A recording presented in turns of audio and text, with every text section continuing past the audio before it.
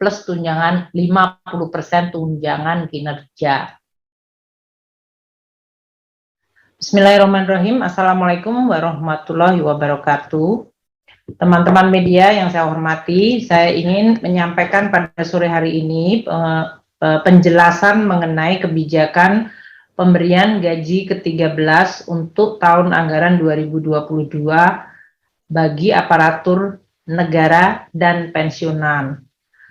Karena ini beberapa minggu terakhir saya melihat ada berita mengenai hal itu, jadi sebaiknya kita juga menjelaskan secara langsung mengenai policy ini. Teman-teman wartawan yang saya hormati, pemerintah dalam hal ini menggunakan instrumen APBN secara terus-menerus untuk menjaga pemulihan ekonomi nasional. Kebijakan APBN ini kita jaga di dalam menghadapi berbagai guncangan yang terjadi pada situasi pemulihan ekonomi dengan atau sesudah 2 tahun pandemi. Nah, APBN di dalam musim atau di dalam masa pandemi didesain untuk menjadi counter cyclical atau sebagai instrumen untuk mengcounter siklus ekonomi yang merosot akibat pandemi. Dengan demikian APBN bersifat ekspansif namun tetap terarah dan terukur sehingga kita bisa menangani tekanan terhadap perekonomian akibat pandemi di satu sisi, namun di sisi lain juga terus menjaga kesehatan APBN.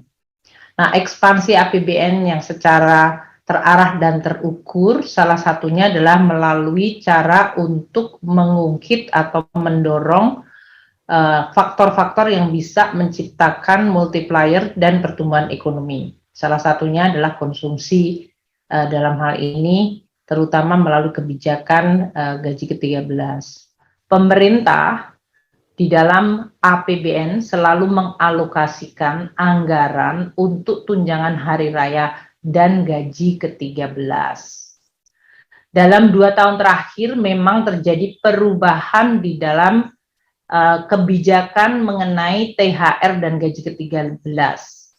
Yaitu karena dalam situasi COVID yang sangat mengguncang, pada tahun 2020 gaji ke-13 dan THR hanya diberikan dalam bentuk gaji pokok beserta tunjangan keluarga dan tunjangan jabatan saja.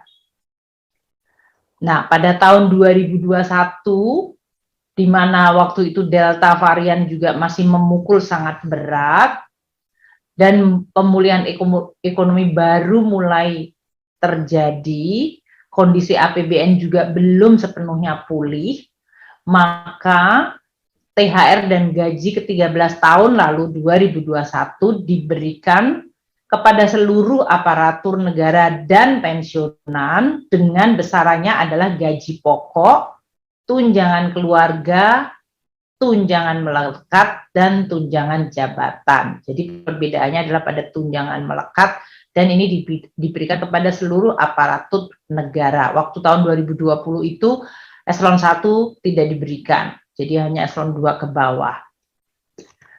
Nah, untuk tahun ini seiring dengan pemulihan ekonomi yang makin menguat dan juga adanya penerimaan negara yang cukup baik diakibatkan karena pemulihan ekonomi yang menguat serta adanya kenaikan harga-harga komoditas, maka situasi APBN kita juga mulai berangsur-angsur menjadi lebih baik.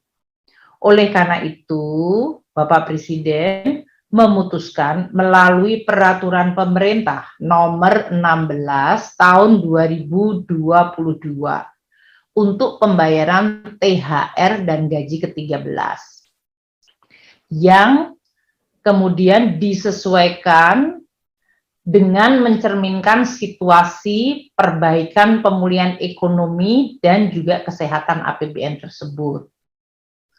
THR dan gaji ke-13 diberikan untuk THR tentu saja 10 hari sebelum Hari Raya Idul Fitri.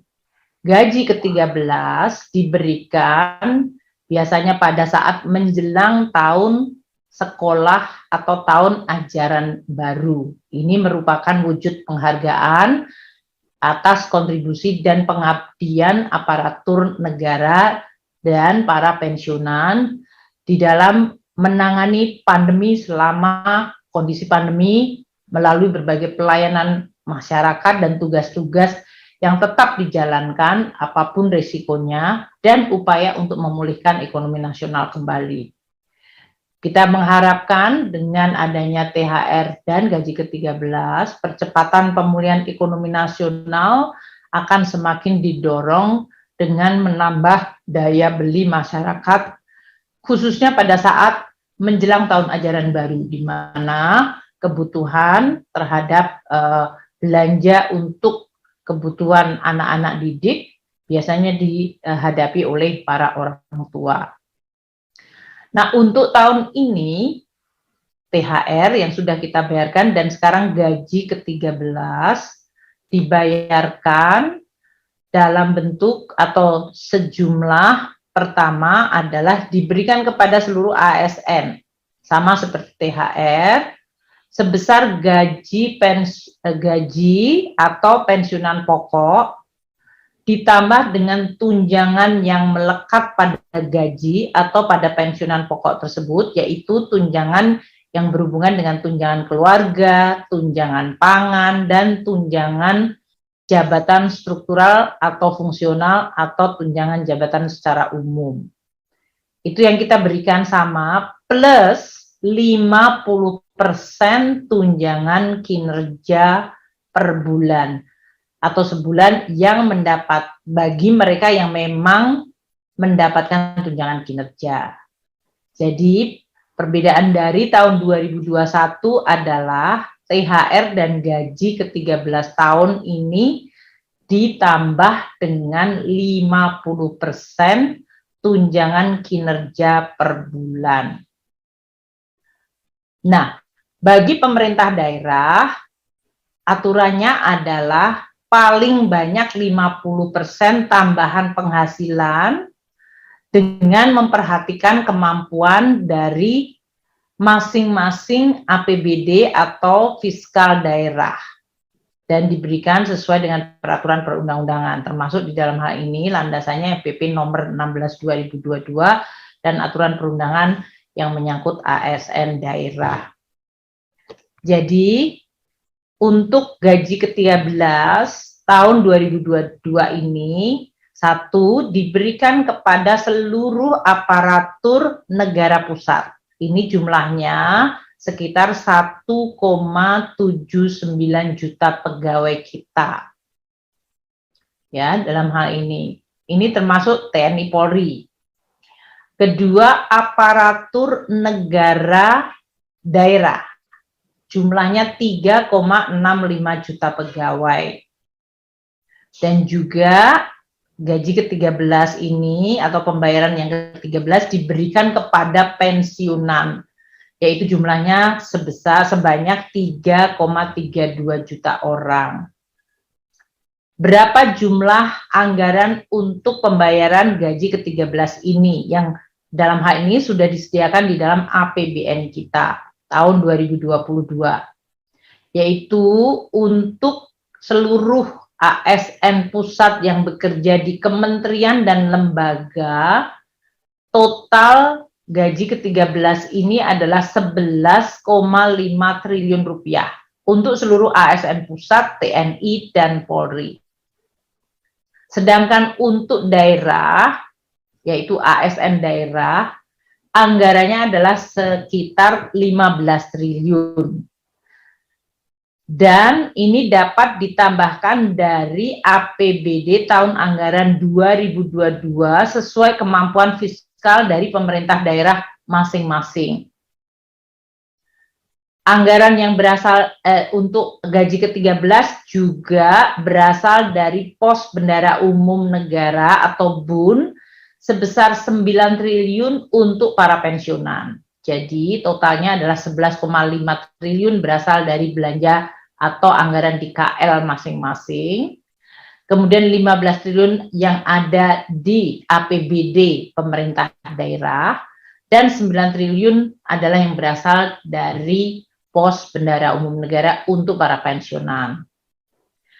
Nah, gaji ke-13 ini sudah mulai dapat dicairkan pada bulan Juli 2022,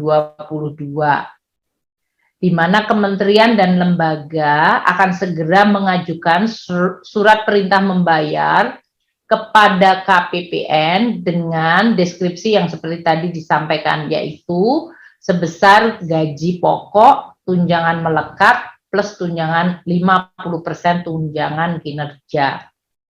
Dan ini akan mulai tanggal 24 Juni yang lalu sudah bisa mengajukan SPN, dan kemudian KPPN akan mencairkan pada awal Juli sesuai dengan mekanisme yang berlaku.